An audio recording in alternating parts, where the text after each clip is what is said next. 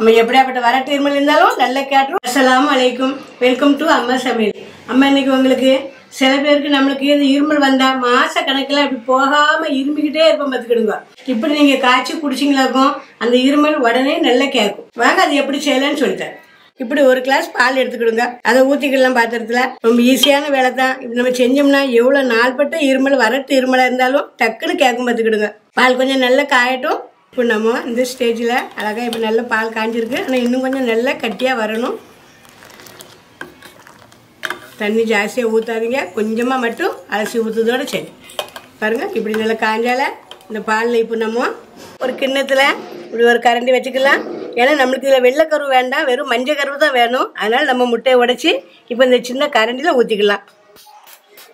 அழகாக நம்ம இப்படி உடச்சி ஊற்றுனோம்னா இந்த வெள்ளைக்கரு ஃபுல்லாக கீழே போயிடும். வெறும் மஞ்சள் கருவு மட்டும் நிற்கி பார்த்தீங்களா, வெள்ளைக்கரு பூரா கிண்ணத்தில் வந்துட்டு. இந்த வெள்ளைக்கரு வேண்டாம், வெறும் மஞ்சள் கருவை மட்டும் நம்ம இந்த பாலில் இப்படி நல்லா ஊற்றி நல்லா கலக்கிக்கலாம். பால் பார்த்தீங்களா, நல்லா பால் கொதிச்சுட்டு நல்லா கொதிச்சு நல்லா ஆடை வந்துட்டு இப்போ போல் இப்போ இந்த மஞ்சள் கருவை நம்ம அதில் போட்டு நல்லா கிண்டி விட்டுக்கிடணும்.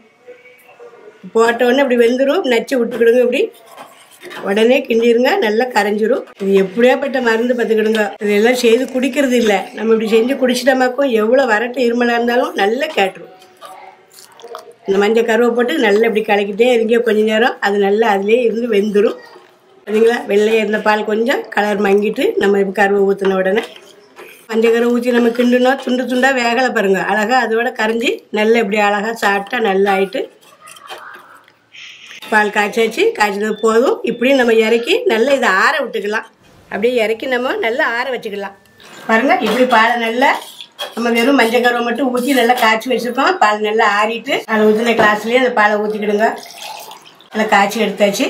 இப்போ இந்த பாலில் ஒரு ஸ்பூன் தேனை ஊற்றிக்கலாம். பார்த்தீங்களா, ஒரு ஸ்பூன் தேனை விட்டு அதை அப்படியே நல்லா கலக்கிட்டு அப்படியே கொஞ்சம் கொஞ்சமாக சூப்பி கொஞ்சம் கொஞ்சமாக அப்படியே குடிச்சிருங்க. மடன்னு குடிக்காதீங்க, கையை கொஞ்சம் கொஞ்சமாக அப்படி வச்சு அழகாக குடிச்சிருங்க. நல்லா எப்படியாப்பட்ட வரட்டு இருமல் இருந்தாலும் நல்லா டக்குன்னு கேட்கும். 3 நாளைக்கு இப்படி காய்ச்சி இப்படி ஊற்றி அழகாக குடிங்க, நல்லா உடனே கேட்கும். இப்போ நம்ம முட்டையில் உள்ள மஞ்சள் கருவு, ஒரு கிளாஸ் பால், ஒரு ஸ்பூன் தேன், 3 தான் நல்லா காய்ச்சி பிறகு ஊற்றி ஆறுனதுக்கு அப்புறமா தேன் ஊற்றி கலக்கிருக்கோம். இதை நம்ம எப்போ குடிக்கணும்னா நைட்டில் சாப்பிட்டுட்டு அப்படியே ஒரு 10-15 நிமிஷம், ஒரு 1/4 மணி நேரம் கழிச்சு இதை காய்ச்சி அப்படியே குடிச்சிட்டு அப்படியே படுங்க.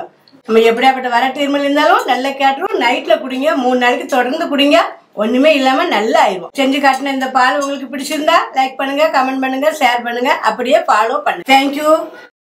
இதெல்லாம் செய்து குடிக்கிறது இல்லை, நம்ம இப்படி செஞ்சு குடிச்சிட்டோமாக்கும் எவ்வளோ வரட்டு இருமலாக இருந்தாலும் நல்லா கேட்டுரும். இந்த மஞ்சள் கருவை போட்டு நல்லா இப்படி கலக்கிட்டே இருங்க கொஞ்ச நேரம். அது நல்லா அதுலேயே இருந்து வெந்துடும்.